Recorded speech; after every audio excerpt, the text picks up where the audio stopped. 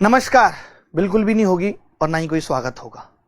जितना तुम बचकर निकलोगे हम टकराएंगे तुमसे, और बगावत किसको करनी है, ये हक की लड़ाई है तुमसे। दोस्तों, आज बहुत दिन हो गए थे और बहुत दिल में गुस्सा भरी हुई थी इन सब बातों को लेकर के। मैंने सोचा आज क्यों ना निकाल दी जाए। 5 साल से हम लोग मोदी जी के मन की बात सुन रहे हैं। आज वक्त है कि ये बात मोदी जी के मन तक पहुंचनी चाहिए। आज हमारे मन की बात मोदी जी तक पहुंचती रही है। आज पहली बार मैं ये रिक्वेस्ट कर रहा हूं, गुजारिश कर रहा हूं कि इस वीडियो को इतना शेयर करें कि वो जरूर देखें इस वीडियो को, क्योंकि बहुत सारी बातें करने को। सबसे पहली बात तो मैं उन लोगों को जवाब दे दूं जो ये कहेंगे कि ये बात आपको सरकार से शिकायत करनी चाहिए और आप मोदी जी से शिकायत कर रहे हैं। क्योंकि मैं जहां भी पंपलेट पोस्टर देखता हूं, आज चुनाव का दौर है, जहां भी मैं कुछ देखता हूं तो मुझे एक ही बात दिखाई देती है, अब की बार मोदी सरकार, यानी सरकार का नाम बदल के मोदी सरकार हो गया है। आज कोई ये नहीं कहता कि भारत सरकार ने ऐसा किया, आज लोग कहते हैं मोदी सरकार ने ऐसा किया, क्योंकि मोदी जी सरकार का दूसरा नाम बन चुके हैं। तो ये शिकायत आप सरकार से समझ लीजिए चाहे मोदी जी से समझ लीजिए, ठीक है। तो शिकायत क्या है भाई? शिकायत यह है कि मोदी जी आजकल इतने मोदी जी ने इंटरव्यू दिए। पिछले 3-4 साल से मैं लगातार मोदी जी के इंटरव्यू फॉलो कर रहा हूं और देखता हूं कि बहुत अच्छे प्रधानमंत्री हैं, लेकिन मोदी जी ने किसी भी वीडियो में, किसी भी इंटरव्यू में रोजगार की बात नहीं की। रोजगार से वो बचते जा रहे हैं और मोदी जी ये कहते हैं कि हमारा देश युवाओं के हाथ में, आगे आने वाला भविष्य युवाओं के हाथ में होगा। कौन से युवाओं के हाथ में होगा जो आज रोटी के लिए परेशान है? आप किस युवाओं की बात करते हैं? मोदी जी, मेरी कसम है आपको कि आपको आप रोजगार पे जवाब देना पड़ेगा। आपने रोजगार दिया तो नहीं, डिमोनेटाइजेशन के बाद आपने 2 करोड़ लोगों से रोजगार छीन लिया। आज लोग दर दर घूम रहे हैं, प्राइवेट नौकरी भी नहीं मिलती, सरकारी नौकरी भी नहीं है। क्या हमें नहीं लगता कि सरकार को ऐसी पॉलिसी बनानी चाहिए कि वो देखे कि अगर 100 लोग ग्रेजुएट हो रहे हैं तो उसमें कितने लोग ऐसे बच गए जिनको रोजगार की जरूरत है एसएससी यूपीएससी के थ्रू? आप बताइए, यूपीएससी में 1000 वैकेंसी आती हैं, चलिए बहुत अच्छा चल रहा है। एक एसएससी जिसके बारे में लोगों को नहीं पता हो तो मैं आज बता दूं, एसएससी की इतनी दुर्दशा है। मोदी जी, आपने अगर इंटरव्यू देखते हो, आप टीवी फॉलो करते हो तो आपको पता होगा 2017 में एक बहुत बड़ा आंदोलन हमने किया। इतने सारे लोग जमा हुए कि भाई सीबीआई जांच होनी चाहिए। उस 2017 के आंदोलन को आज 1 साल से ज्यादा हो गया और कोई रिजल्ट नहीं निकल के आया। आज 2019 चल रही है और 19 में हालात ये हैं कि 2017 का रिजल्ट फाइनल नहीं हुआ। ये तक हमें नहीं पता कि पेपर कैंसिल होगा, नहीं होगा, किस कगार पे खड़ा हुआ है पेपर। 2018 का पेपर 4 जून से प्लान्ड है, लेकिन आज भी आप किसी बच्चे को पूछो कि तुम्हारा पेपर कब से, उसे पता नहीं है। मतलब 26 दिन पहले बच्चे को यह पता नहीं है कि उसको एग्जाम देना है या नहीं देना। किस भरोसे में वो पढ़े? किस डिजिटल इंडिया की हम बात कर रहे हैं? जब भी कोर्ट में जाते हैं, पिछले 10 हियरिंग से मैं नोटिस कर रहा हूं, 10 हियरिंग हो गई मुझे नोटिस करते करते। ऐसा सुनने में आता है आज ये वाले जज साहब नहीं आए, आज हियरिंग थी तो आज वकील साहब नहीं आए। अरे काय बात का डिजिटल इंडिया है? पहली बात तो कुछ चीजों की प्रायोरिटी होनी चाहिए, और अगर कुछ चीजों की प्रायोरिटी नहीं हुई, कोई बात नहीं, तो डिजिटल इंडिया का मतलब क्या है? क्यों एक सुप्रीम कोर्ट में बड़ी स्क्रीन नहीं लगवाई जा सकती कि अगर कोई इंसान अवेलेबल नहीं है तो उससे डायरेक्ट कॉन्फ्रेंस पे बात की जा सके? बताइए आप। मोदी जी इतने विदेश दौरे कर रहे हैं, मुझे समझ में नहीं आता कि डिजिटल इंडिया का यूज जो मोदी जी हमें सिखा रहे हैं वो खुद क्यों नहीं करते। मोदी जी के पास तो इतना बड़ा सेटअप है कि मोदी जी एक बड़ी स्क्रीन अगर लगवा लें तो सारी विदेश मीटिंग यहीं बैठे बैठे हो सकती है। भाई बहुत बुरा हाल देश का हो गया है, लेकिन फिर भी लोग एक ही बात कह रहे हैं, हर आदमी से मिलो वो यही कहता है। खुद मैं कह रहा हूं कि हमारे पास ऑप्शन नहीं है। अब लोगों का एक जवाब आएगा, जी हमारे पास ऑप्शन नहीं है। मैंने मान ली ये बात, हमारे पास ऑप्शन नहीं है। मैं कौन सा मोदी जी को हटाने की बात कह रहा हूं? मैं कौन सा कह रहा हूं कि आप बीजेपी को वोट मत दो? मैं तो खुद बीजेपी को वोट दे दूंगा। बताओ, मैं हटाने की बात नहीं कर रहा। अगर मेरे पिताजी कुछ गलत कर रहे हैं तो मुझे उनसे शिकायत करने का हक है। आज देश में ऐसा हो रहा है कि जो भी मोदी जी के खिलाफ बोलता है लोग कहते हैं तुम्हारे पास ऑप्शन क्या है? अरे हम मोदी जी को हटाने की बात नहीं कर रहे। जो शिकायत मोदी जी से है कि मोदी जी इतनी तमाम बड़ी बड़ी बातें करते हैं, सब कुछ हो रहा है, लेकिन वो कभी रोजगार पे बात नहीं करते। बहुत ही दुख की बात है। आप मुखर्जी नगर में आके देखिए, जो लोग इस बात से सहमत नहीं है कि यहाँ बच्चों की इतनी बुरी स्थिति है कि रोते हैं, वो सुसाइड अटेम्प्ट करते हैं। वो कि करें तो करें क्या? 3 साल में हमें एक नौकरी नहीं मिल पा रही, एक ज्वाइनिंग नहीं हो पा रही, भविष्य जाएगा कहां? फिर लोग कह देते हैं कि अरे आप एलिजिबल ही नहीं हो, आप में उतना टैलेंट ही नहीं है। अगर टैलेंट नहीं है तो बच्चा ग्रेजुएट कैसे कर लेता है? आप उसे फेल क्यों नहीं करते? आप 10वीं के बाद ही, मोदी जी ने एक बहुत अच्छी बात की थी, मुझे याद आया कि मोदी जी ने एक बार रोजगार पे बात की थी और उस दिन कहा था मोदी ने कि पकौड़ा बेचने वाली बात कही थी। फिर लोगों ने उसको कहा कि इसका इंटरप्रिटेशन लोगों ने गलत किया है। तो मुझे ये बात समझ नहीं आती कि मोदी जी इतने पढ़े लिखे हैं, क्या वो देश को जानते नहीं है? वो तो खुद कहते हैं मैं बहुत जमीनी स्तर से उठाऊं। वो नहीं समझते कि जनता को कैसी बातें समझ में आएंगी? क्या वो बातें क्लियर नहीं बोल सकते? हर बात का एक्सप्लेनेशन बाद में ही आएगा। मोदी जी जब भी अपने किसी इंटरव्यू में बात करते हैं तो अपनी चाय वाली बेचने वाली बात को से सिंपैथी बटोरते हैं और ये कहते हैं कि मेरे जीवन का दुख था। तो आप चाय बेच रहे थे तो जीवन का दुख था, आपने पीएम बनने का सपना क्यों पाला भाई? बताओ। और आप दूसरों से कह रहे हैं कि आप पकौड़ा बेच के भी बड़ा रोजगार कर सकते हो, आप भी तो चाय बेच के बड़े रोजगार कर सकते थे, आप भी तो पीएम बने ना, आपकी भी तो इच्छाएं बड़ी थी, ऐसे हर आदमी की बड़ी है। मोदी जी आपसे हाथ जोड़ के विनती है, एक ही विनती है कि आप रोजगार पे कुछ बोलो, कुछ बात करो। इस देश का युवा बहुत परेशान है, बहुत दुखी है, इस दिल का दर्द आप नहीं समझ सकते, कौन समझेगा। आप पीएम, हम किससे शिकायत करें, किससे कहें, बताइए। आज देश में कोई आंदोलन हम नहीं कर सकते भाई, इतनी तगड़ी तानाशाही है कि आप कुछ कर ही नहीं सकते, आपको फंसा दिया जाएगा। तो कैसे अपने दिल की बात कहें, कैसे जिए बताइए इस संसार में जहां लोग ग्रेजुएट करके, बच्चों की ये स्थिति है मुखर्जी नगर में कि 2013 का बीटेक करके बच्चा आया, 5 साल से यहीं पढ़ा है, कैसे उसको फ्रस्ट्रेशन नहीं होगी, कैसे उसको दुख नहीं होगा, बताइए। अब दूसरी बात, मोदी जी हर बात में ये कह देते हैं, उन्होंने एक बहुत अच्छा नारा निकाला अभी, मेरे को तो इस बात पे बड़ी हंसी आई कि चौकीदार नरेंद्र मोदी।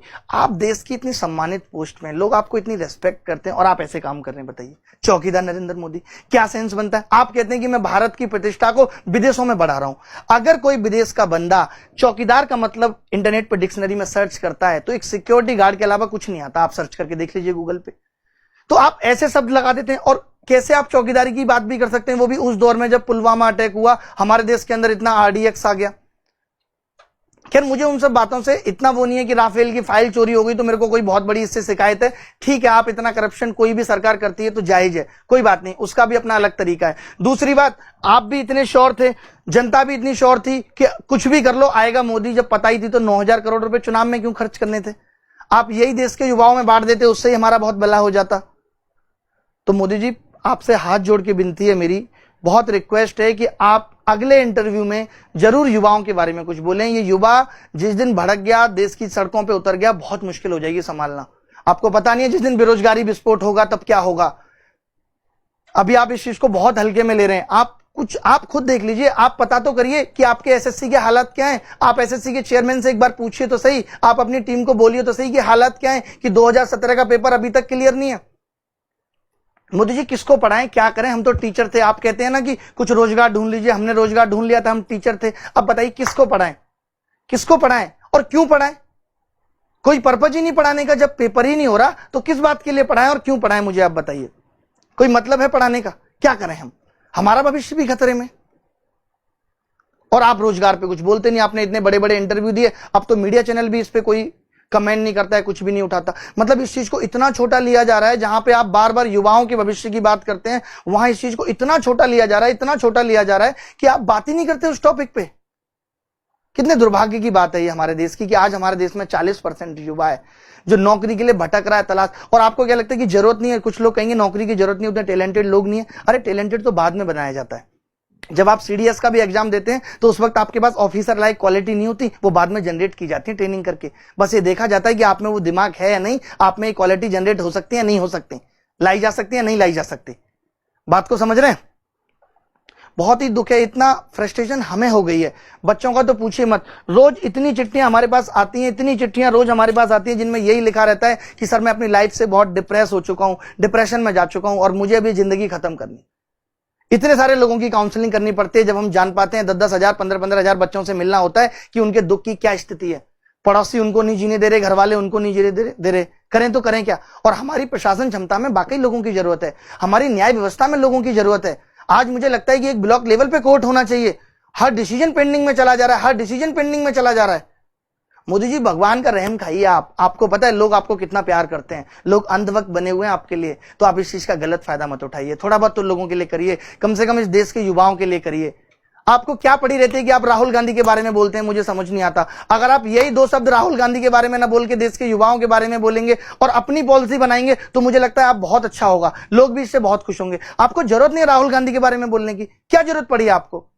आप राहुल गांधी को पीएम उम्मीदवार के रूप में देखते हैं तो बहुत गलत देखते हैं, या जनता देखती है तो भी गलत देखती है। राहुल गांधी वो इंसान है जिसने 2 बार मौका मिलने के बाद पीएम का पद छोड़ दिया। उसके लिए छोटी बात है भाई, उसके पिताजी पीएम थे, उसकी दादी पीएम थी, उसके लिए क्या है, पीएम की गोद में खेला है वो, उससे कोई फर्क नहीं पड़ता पीएम बनने से। तो आप उसके बारे में क्यों ही बोलते हैं, बेकार में टाइम खराब करते हैं। इससे ज्यादा आप देश के युवाओं के बारे में बोलें, रोजगार के बारे में बोलें तो फायदा होगा। तो मोदी जी आपसे यही रिक्वेस्ट है हमारी, और हाथ जोड़ के ये विनती है, ये वीडियो उन तक पहुंचना चाहिए कि यहाँ हालात बहुत खराब है मुखर्जी नगर में।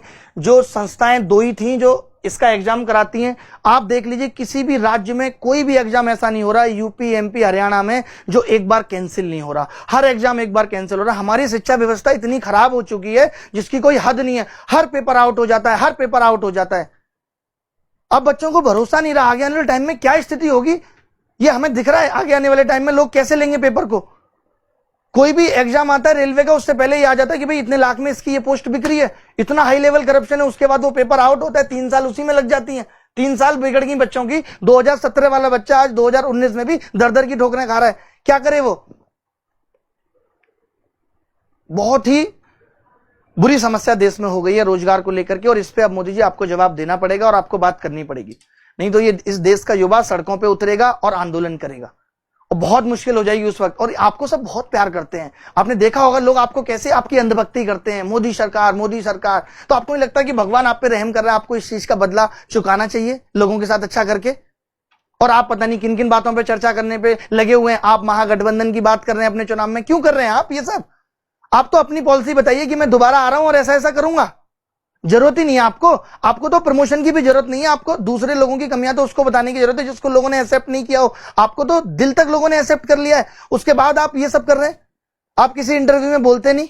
मैं उम्मीद करता हूं कि मोदी जी आप अगले इंटरव्यू में आप जरूर बोलेंगे इस बात पे कि हमें रोजगार देंगे। इस बात पे आप चर्चा करेंगे और जितनी भी ये खामियां हैं आप एक बार पूछिए। मैं आपको बता रहा हूं एसएससी में बहुत बुरे हालात हैं। 2017 का पेपर आज 2019 तक क्लियर नहीं हुआ। और एक नया ट्रेंड और चला है 2012 के बाद। लोग गलत क्वेश्चन डाल के बच्चों से पैसे वसूल रहे हैं।